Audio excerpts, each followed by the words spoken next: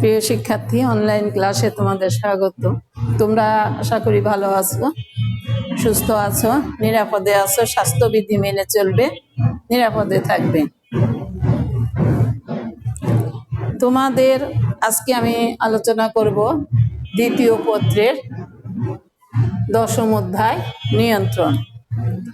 যদিও এটা আমি পরীক্ষার আগে ক্লাস নিয়েছি একদিন, তোমাদের এখান থেকে প্রাক নির্বাচনী পরীক্ষাও হয়েছে, প্রশ্ন হয়েছিল, তোমরা পরীক্ষাও দিয়েছো। তারপরেও আজকে আমি আবারও এই অধ্যায় থেকে, যেহেতু আমাদের এখন সকল অধ্যায় কিন্তু আলোচনা শেষ, পুনরালোচনায় আসছি, তাই শেষের অধ্যায় থেকে আমরা আবারও পর্যায়ক্রমে সকল অধ্যায় আলোচনা করব যথাসম্ভব।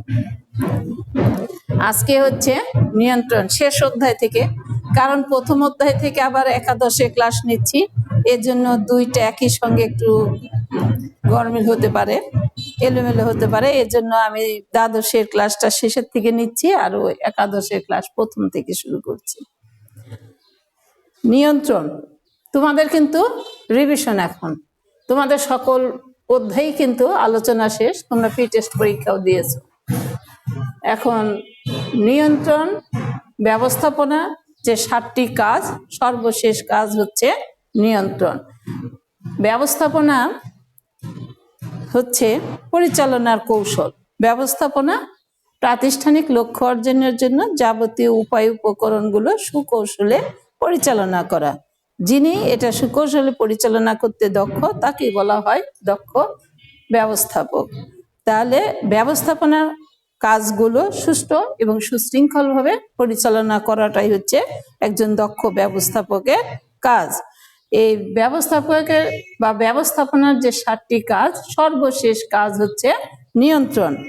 সর্বপ্রথম কাজ হচ্ছে পরিকল্পনা। আমরা পরিকল্পনা দিয়ে কাজ শুরু করি, নিয়ন্ত্রণ দিয়ে আমরা কি করি, কাজের সফলতা এবং ব্যর্থতা আমরা বুঝতে পারি বা পরিমাপ করি, যে আমরা যে পরিকল্পনা করেছিলাম সেটা সফল নাকি আরো পরিবর্তনের দরকার আছে বা বিচার বিশ্লেষণের দরকার আছে। অর্থাৎ আমরা নিয়ন্ত্রণের মাধ্যমে মূল্যায়ন করি যে আমাদের পরিকল্পনা অনুসারে আমাদের কাজ কতটুকু অগ্রসর হয়েছে বা সফল হয়েছে।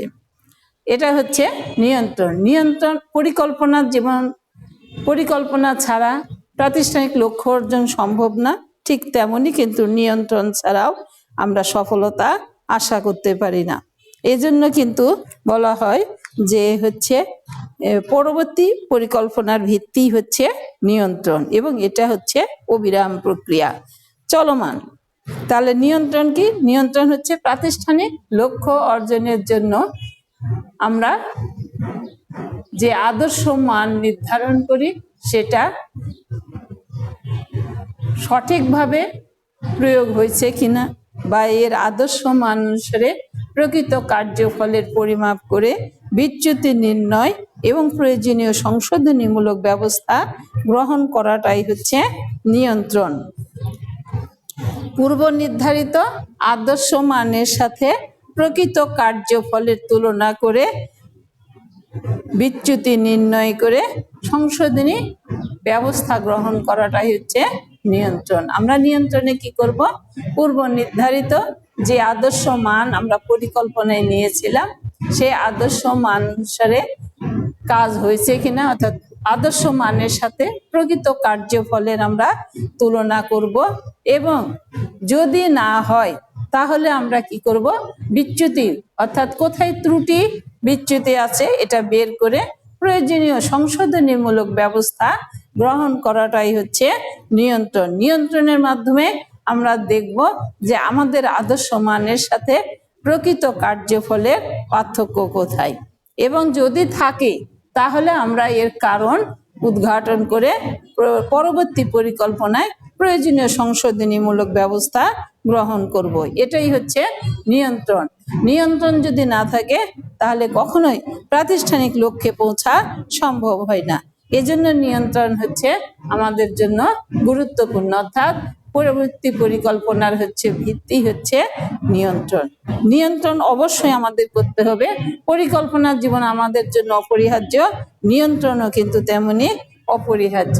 এজন্য নিয়ন্ত্রণ ছাড়া কখনো কোনো প্রতিষ্ঠান সুশৃঙ্খলভাবে পরিচালিত হতে পারে না। এজন্য নিয়ন্ত্রণ আমাদের করতেই হবে, অর্থাৎ নিয়ন্ত্রণের মাধ্যমে আমরা ত্রুটি বিচ্যুতি বের করে প্রয়োজনীয় সংশোধনীমূলক ব্যবস্থা গ্রহণ করব। যদি না করি, ত্রুটি বিচ্যুতি যদি নির্ণয় না করি, প্রয়োজনীয় সংশোধনীমূলক ব্যবস্থা যদি আমরা গ্রহণ না করি, তাহলে কখনোই লক্ষ্যে পৌঁছা সম্ভব হবে না। এজন্য আমাদের একটা পরিকল্পনা যখনই বাস্তবায়ন করতে দেওয়া হয়েছে, কর্মীদেরকে সঙ্গে সঙ্গে পরিকল্পনা শেষ হলে আমাদেরকে কি করতে হবে, এই আদর্শ মানের সাথে কার্যফল তুলনা করে প্রকৃত সংশোধনীমূলক ব্যবস্থা গ্রহণ করতে হবে। এটাই হচ্ছে নিয়ন্ত্রণ। তাহলে নিয়ন্ত্রণের পদক্ষেপ, তাহলে বুঝতে পারলে নিয়ন্ত্রণ কি? নিয়ন্ত্রণ হচ্ছে আমাদের ত্রুটি বিচ্যুতি বের করে প্রয়োজনীয় সংশোধনীমূলক ব্যবস্থা গ্রহণ করা, এটাই হচ্ছে নিয়ন্ত্রণ। এখন নিয়ন্ত্রণের পদক্ষেপ, বৈশিষ্ট্যর পর আমরা পদক্ষেপটা পড়ব। বৈশিষ্ট্য হচ্ছে সবকিছুরই কিন্তু আমাদের বৈশিষ্ট্যটা জানতে হয়। নিয়ন্ত্রণ হচ্ছে ব্যবস্থাপনা প্রক্রিয়ার কিন্তু অন্যতম গুরুত্বপূর্ণ কাজ। এটা আমি প্রথমে তোমাদের বলছি যে ব্যবস্থাপনার কিন্তু অন্যতম গুরুত্বপূর্ণ একটা কাজ এবং সর্বশেষ কাজ নিয়ন্ত্রণ। এখানে আমাদের কি করতে হবে, পরিকল্পনা অনুযায়ী কাজ সঠিকভাবে সম্পাদিত হয়েছে কিনা তা দেখা এবং প্রয়োজনীয় সংশোধনীমূলক ব্যবস্থা গ্রহণ কার্যই হলো নিয়ন্ত্রণ। প্রথমে আসছে সর্বশেষ ধাপ। নিয়ন্ত্রণ হচ্ছে ব্যবস্থাপনা প্রক্রিয়ার সর্বশেষ ধাপ। সূত্রপাত ঘটে নিয়ন্ত্রণের মাধ্যমে, তার পরিকল্পনার মাধ্যমে কিন্তু সূত্রপাত ঘটে এবং নিয়ন্ত্রণের মাধ্যমে তা সমাপ্ত হয়।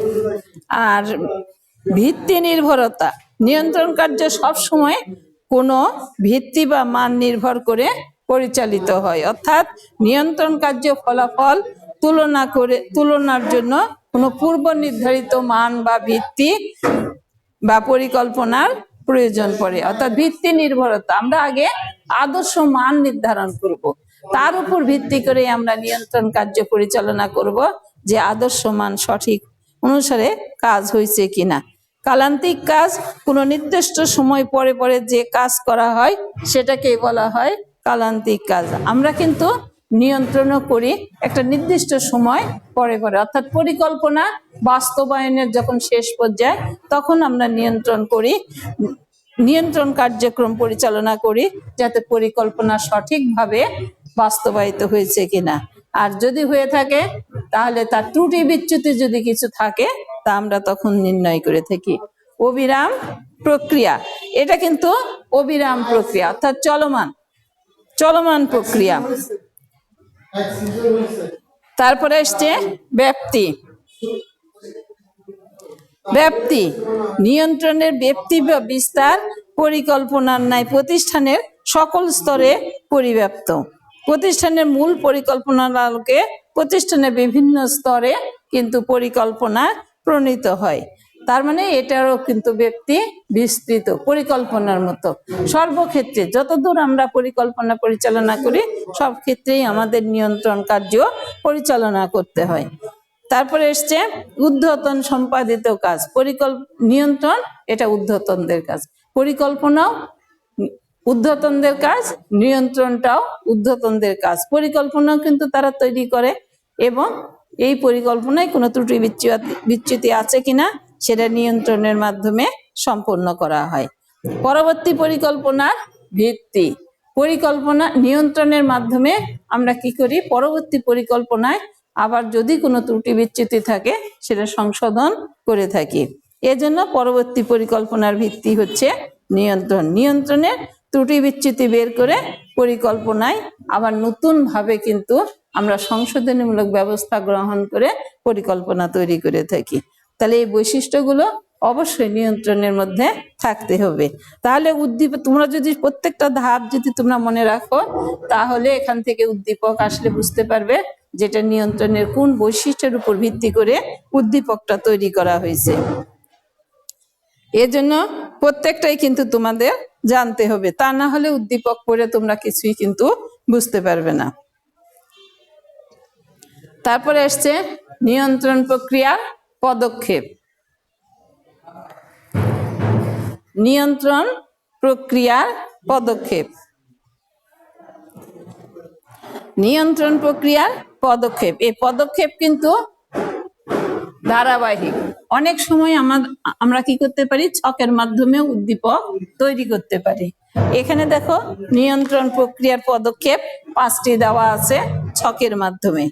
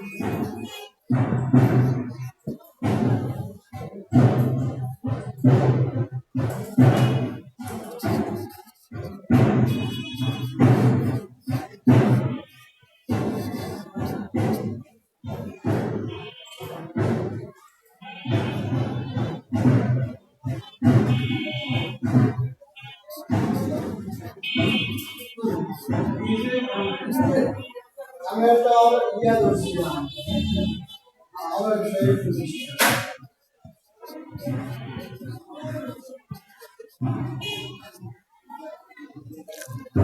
পাঁচটা পদক্ষেপ আছে নিয়ন্ত্রণের। পাঁচটি পদক্ষেপ। প্রথমে আসছে আদর্শ মান নির্ধারণ, তারপরে কার্যফল পরিমাপ, আদর্শ মানের সাথে সম্পাদিত কার্যফলের তুলনা, বিচ্যুতির কারণ নির্ণয় ও মূল্যায়ন, সংশোধনমূলক ব্যবস্থা গ্রহণ। এই পাঁচটি প্রক্রিয়া বা পদক্ষেপ আছে। নিয়ন্ত্রণ প্রক্রিয়ার এই পাঁচটি পদক্ষেপ আছে। উদ্দীপক দেওয়ার সময় আমরা অনেক সময় চিত্রে বা ছকেও কিন্তু উদ্দীপক দিয়ে থাকি।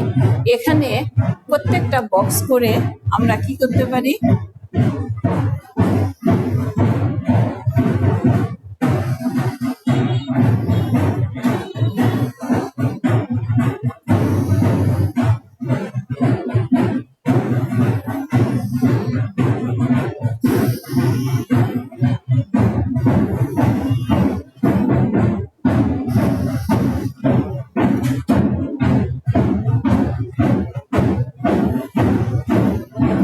আমরা কিন্তু দিতে পারি। এখানে যে কোনো একটা, হয়তো আমি 3 নাম্বারটা এখানে উজ্জ্বল রাখলাম, রেখে তোমাদের গ নাম্বারে প্রশ্ন করলাম যে নিয়ন্ত্রণ প্রক্রিয়ার তৃতীয় ধাপটি কি ব্যাখ্যা করো। তখন তোমাকে কিন্তু কি করতে হবে, এই তৃতীয় ধাপে আছে তোমার আদর্শ মানের সাথে সম্পাদিত কার্যফলের তুলনা, এটা লিখতে হবে এবং এর ব্যাখ্যা দিতে হবে। এরকম ভাবেও কিন্তু আমরা উদ্দীপক দিতে পারি। আবার সরাসরি উদ্দীপক যে তোমার প্যাসেজের মতো লিখে সেভাবেও কিন্তু আমরা দিতে পারি। কাজে দুই ভাবে তোমরা কিন্তু জানবে। পাঁচটাই তুমি সিরিয়ালে মনে রাখবে, এলোমেলো কিন্তু লেখা যাবে না। এজন্য প্রত্যেকটা কিন্তু স্টেপ বাই স্টেপ তোমাকে অনুসরণ করতে হবে। আমি যদি নিয়ন্ত্রণ করতে যাই তাহলে প্রথমে আমাকে কিন্তু আদর্শ মানটা আমাদের নির্ধারণ করতে হবে। আদর্শ মান নির্ধারণ না করলে আমি বাকি এই কাজগুলো কিন্তু করতে পারবো না। এজন্য আদর্শ মান আমরা পরিকল্পনায় নির্ধারণ করব আগে, তারপরে কার্যফল পরিমাপ করব। যদি 1 বছরের পরিকল্পনা হয় তাহলে আমরা 3 মাস পর অথবা 6 মাস পর আমরা তুলনা করব যে আমাদের লক্ষ্য কি আর আমাদের অর্জিত হয়েছে কি। এটা তুলনা করলে আমরা বুঝতে পারবো যে আমরা পরিকল্পনা অনুসারে পরিচালিত হচ্ছি কি না। যদি তোমার অর্ধেক সময়ের মধ্যেও আমরা যদি কার্য প্রায় 50% অগ্রসর হতে না পারি তাহলে বোঝা যাবে যে আমাদের এই আদর্শ মানটা হয়তো সঠিক হয়নি, অথবা আমরা কর্মীদেরকে সঠিকভাবে পরিচালিত করতে ব্যর্থ হয়েছি। অর্থাৎ তার কর্মীদেরকে উৎসাহিত করতে হবে অথবা আদর্শ মানের ক্ষেত্রে পরিবর্তন আনতে হবে। এটা আমাদের 3 মাস 4 মাস অথবা 6 মাসে আমরা এই কাজটা করব, যে আমাদের অর্জিত ফল আর আদর্শ ফল মান এটার মধ্যে পার্থক্য কেমন। তারপরে তৃতীয়তে আছে কার্যফলের পরিমাপ, অর্থাৎ যেটা আমি বললাম যে দুইটার পার্থক্য করলেই কিন্তু বুঝতে পারবো। আদর্শ মান আমাদের যেটা নির্ধারণ করা আছে 3 মাস পর আমাদের কার্য পরিমাপটা অর্থাৎ কাজ কতটুকু হয়েছে এটা দেখব, এবং তৃতীয় ধাপে যে আমরা তুলনা করব যে আমরা সঠিকভাবে অগ্রসর হচ্ছি কিনা পরিকল্পনা অনুসারে। আর যদি না হয় তাহলে কেন, অর্থাৎ বিচ্যুতির কারণ নির্ণয় ও মূল্যায়ন। তাহলে কেন আমরা অগ্রসর হতে পারলাম না, এর কারণ আমাদের নির্ণয় করতে হবে এবং মূল্যায়ন করতে হবে। যদি এখানে পরিকল্পনায় ত্রুটি থাকে, পরিকল্পনা সংশোধন করতে হবে। এবং এইখানে যদি তোমার কর্মীদেরকে যদি আমরা সঠিকভাবে উৎসাহিত করতে না পারি, তাহলে কর্মীরা তাদের সর্বোচ্চ দক্ষতা কিন্তু প্রয়োগ করবে না। কর্মীরা কিন্তু সর্বোচ্চ দক্ষতা প্রয়োগ যদি না করে, তাহলে কিন্তু লক্ষ্যে পৌঁছা সম্ভব হবে না। এজন্য কর্মীদেরকে উৎসাহিত বা অনুপ্রাণিত করতে হবে, যাতে তারা সর্বোচ্চ শ্রম বা দক্ষতা প্রয়োগ করে। যদি করে তবেই কিন্তু সফলতা অর্জন করা যাবে, তাছাড়া কিন্তু যাবে না। এজন্য কর্মীদেরকেও প্রণোদিত বা উৎসাহিত করতে হবে। এবং তারপরেও যদি আমরা লক্ষ্যে না পৌঁছাই, তাহলে আদর্শ মানের পরিবর্তন আনতে হবে। তারপরে আসছে সংশোধনমূলক ব্যবস্থা গ্রহণ। অবশ্যই আমাদের সংশোধনমূলক ব্যবস্থা নিতে হবে যদি আমরা লক্ষ্যে পৌঁছাতে চাই। আমাদের আদর্শ মানই হোক বা কার্যফলে যেখানেই ত্রুটি থাকুক না কেন, সেখানে কিন্তু আমাদের কারণ উদ্ঘাটন করতে হবে এবং সংশোধনীমূলক ব্যবস্থা গ্রহণ করতে হবে। কারণ উদ্ঘাটন না করলে সংশোধনীমূলক ব্যবস্থা কিন্তু গ্রহণ করা যাবে না। এজন্য সবার আগে দরকার কারণ উদ্ঘাটন। কেন আমরা সফলতা অর্জন করতে পারতেছি না, এর কারণ আমাদের উদ্ঘাটন করতে হবে। আমাদের পরিকল্পনাও সঠিক, আদর্শ মান আমরা ঠিক রেখেছি, এটা সম্ভব, কিন্তু হচ্ছে না। হচ্ছে না কেন, এর কারণ বের করতে হবে এবং সংশোধনীমূলক ব্যবস্থাও কিন্তু নিতে হবে। তা না হলে সফলতা অর্জন করা যাবে না। এটা হচ্ছে নিয়ন্ত্রণের পদক্ষেপ। এই পদক্ষেপ কিন্তু আমাদের অবশ্যই মনে রাখতে হবে।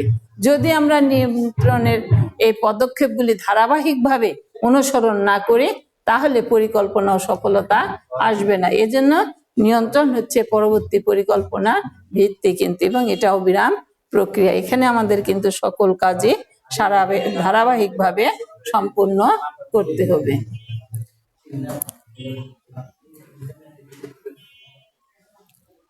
এটা তোমরা সিরিয়ালে মনে রাখবে।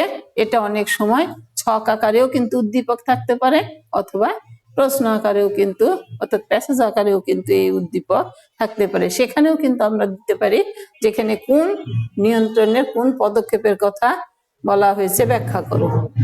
আগে সেটা লিখতে হবে, পাঁচটার মধ্যে যেটা প্রশ্ন করা হয়েছে সেটা লিখতে হবে, তারপরে তার ব্যাখ্যা দিতে হবে। এই হচ্ছে নিয়ন্ত্রণের পদক্ষেপ। তোমরা এখানে ভালো করে পড়বে।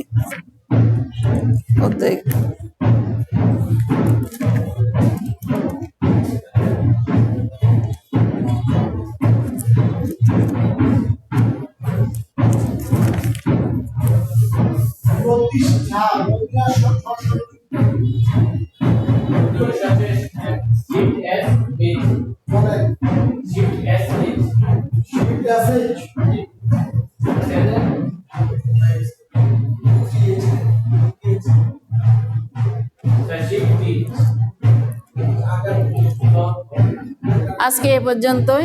তোমাদের ধন্যবাদ। তোমরা মনোযোগ সহকারে পড়াশোনা করবে এবং সুস্থ থাকবে। ধন্যবাদ।